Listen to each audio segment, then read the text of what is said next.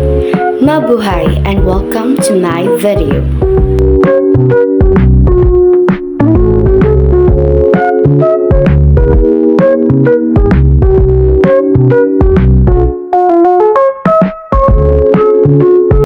Good day, Mabuhay.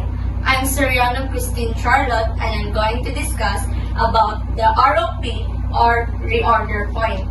So for our example scenario, we have if the company's expected daily usage is 100 bottles of wine, the anticipated delivery is 6 to 10 days, when will the company place the order or reorder point?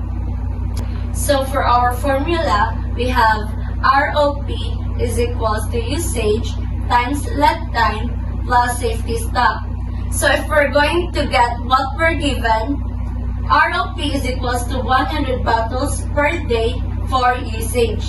And for our lead time, we have 6 to 10 days plus 100 bottles per day times 4 for our safety stock.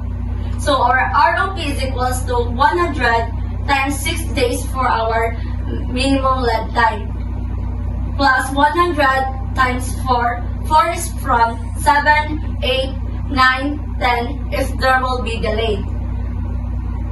So for our ROP, we have ROP is equals to 600 plus 400 for our safety stock. So for the answer, we have the reorder point is equals to 1,000 bottles of wine. Let's define the given. Numbers of jar of honey required annually, we have 10,000. Cost of placing an order, we have 10 pesos. Annual carrying cost per year jar of inventory, we have 0.80 pesos. First, we're going to solve for A of Q. So the formula, we have A of Q is equals to square root 2 times O, which is the cost of placing an order, times N for the number of jars of honey required annually, over C for annual carrying cost per year jar of inventory. So 2 times 10 is equals to 20 times 10,000 jars is equals to 200,000. Divided by 0.80 pesos is equal to 250,000. So if we're going to get the square root, so the answer will be A of Q is equals to 500 jars. Next, we're going to solve for the numbers of order per year or NO. So for the formula, we have NO is equals to N over E of Q.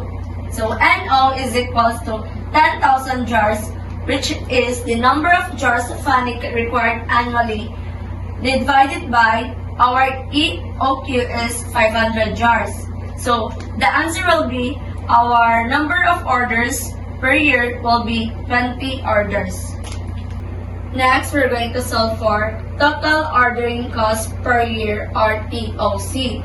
So for the formula, we have TOC is equals to NO times OC. So TOC is equals to 20 orders from number of orders times 10. So the answer will be TOC is equals to 200 pesos.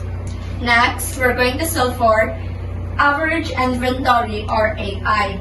For the formula, we have AI is equals to A of Q divided by 2. So AI is equals to, our A of Q is 500 jars divided by 2. So for the answer, we have average inventory is equals to 250 jars. Next to solve, we have total carrying cost per year or TCC. So for the formula, we have TCC is equals to AI times CC. So TCC is equals to 250 jars times 0.80 pesos. So for the answer, we have TCC is equals to 200 pesos. And lastly, we're going to solve for total cost or TC. For the formula, we have TC is equals to TOC plus TCC. So TC is equals to 200 pesos plus 200 pesos. So for the answer, we have TC is equals to 400 pesos. That's all. Thank you. Mabuhay.